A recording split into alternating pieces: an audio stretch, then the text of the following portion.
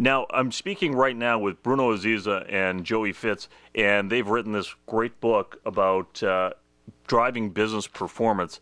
It's something that plagues every single one of the companies that we work for. Let's talk a little bit about your book. I mean, you've had tremendous success. I noticed that in the first week, it cracked the Amazon top 50 in business books. That's fantastic. Let's talk about who should be interested in this. The obvious one is executives who have to make these decisions.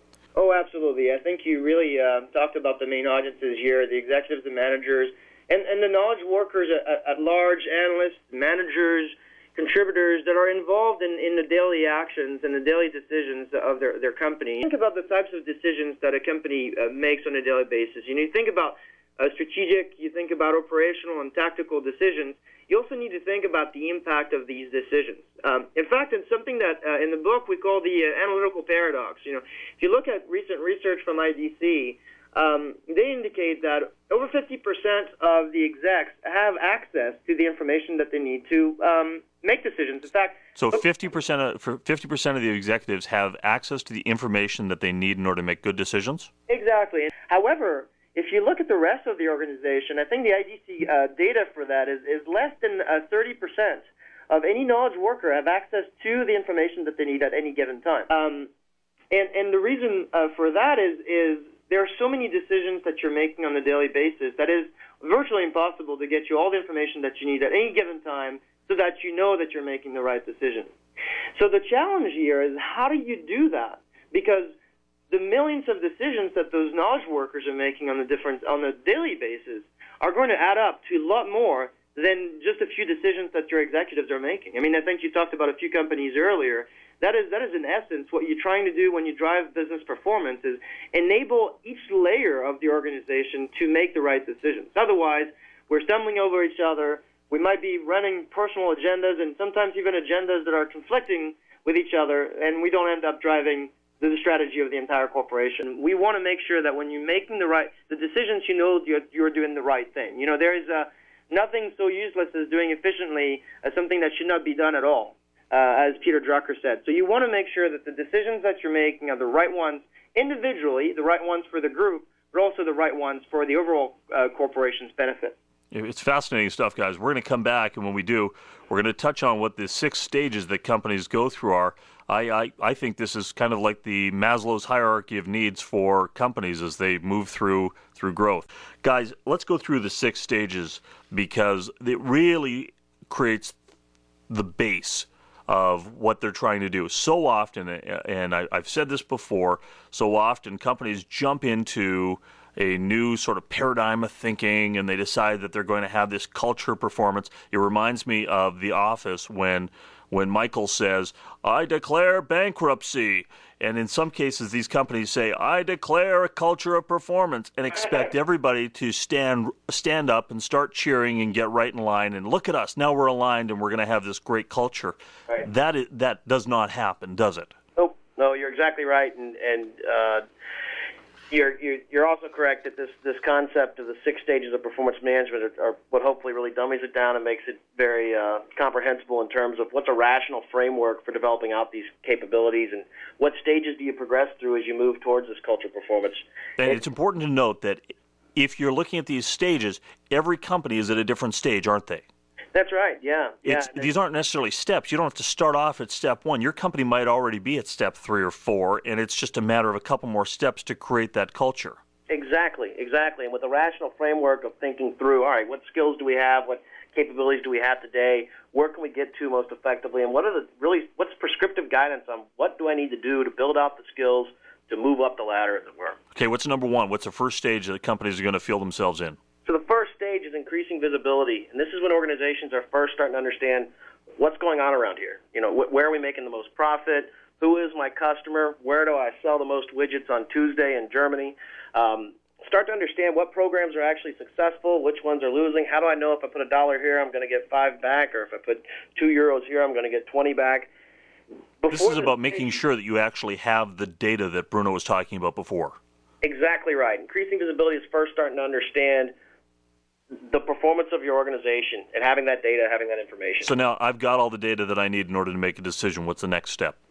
Moving beyond gut feel is the next stage, and here's where we get to that cultural component that we were talking about. Move beyond gut feel stage, organizations move from making decisions based on politics or hearsay or speculation or someone's gut instinct, and instead moving to fact-based, data-driven decisions. And it's interesting, organizations, as they reach this stage, they hold information in a higher regard, and it becomes expected that as I present information on a decision that I want to make, and as I present that to my peers, and we're going to make that decision together, I should be challenged on what does the information say, because experience tells us a lot. It can help me understand what my hunch is and what probably is the case, but I've always got to be able to measure that against what is the data saying, and it should be okay to challenge that, because it may turn out that gut feeling was just indigestion. There's a book out called Business Think, and in it there's one of the chapters is entitled "In God We Trust."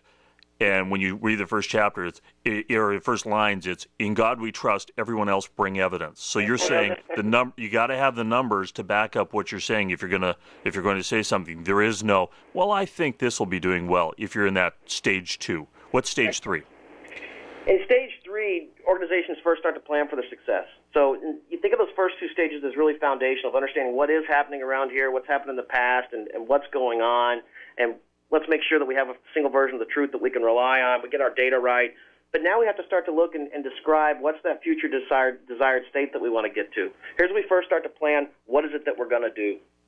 This sets up the 4th stage, which is executing on strategy. And before you jump into that, just let me get clear, because I think that one of the things in that 3rd stage that companies do notoriously poorly is the idea of forecasting. Absolutely. With forecasts, there's inherent bias. If I'm someone who's in sales, as I have been many times in my life, I have a bias for probably reporting to you a lower number than what I'm hopeful I'm going to be able to achieve, because my commission is going to be based on that. If I'm a budget owner, as many of us have been as well, I might tell you that I'm going to be spending a lot more than I anticipate, because I want to make sure that I got that covered. So I'll tell you I need more than I may in fact need. There's inherent bias in forecasts, and Jeremy Hope, who's written a couple of great books, Reinventing the CFO and Beyond Budgeting, talks about how instead of gaming the system, organizations have a great opportunity to increase their forecasting and budgeting and planning capabilities to achieve fantastic success by expanding the planning and budgeting outside of just the office of the CFO. And I think Bruno will probably talk about that a little bit later. So you once you've nailed planning, budgeting, and forecasting, what's the 4th stage? So then the 4th stage is executing on strategy, and here's where organizations do what they said they were going to do in their plans. It's very rare, as mentioned earlier. Very few organizations can actually predictably and reliably execute their strategies to a predictable return. We highlight a few organizations who are able to do this well. Fortis Bank out of Europe, the financial services provider, had a new CEO come in who really focused on what he called a performance-driven culture. He set a 5-year net profit goal, and they achieved it in less than 3 years, almost half the time. He was named the CEO he was awarded the Business Leader of the Year award by Businessweek in January of 2007. And this was the ability to actually do what you said you're going to do in your plans and implement an aligned and calibrated reward model with accountability. Empower your people and make them accountable. There's one other example I'll mention real quick, Brad, that relates to this. First Premier Bank Card's a large issuer of credit cards in the States, and they have a great system they call the dial, and it's a process that involves their people and their technology and everything. They didn't know in the past. They didn't have that visibility we talked about to know, do we need to approve 200 applications or 200,000 credit card applications? And that number changed throughout the month, depending on changing market dynamics like we've seen and like you were commenting on earlier, and changing resource capabilities within their organization. Now they have that dynamic information that changes on a day-to-day basis, and they can dial it in, as they say, to know what is the exact right number right here and right now and come in at it predictably, which, as you can imagine, gives them a great competitive advantage. When we come back, we're going to do the fifth and the 6th. Great.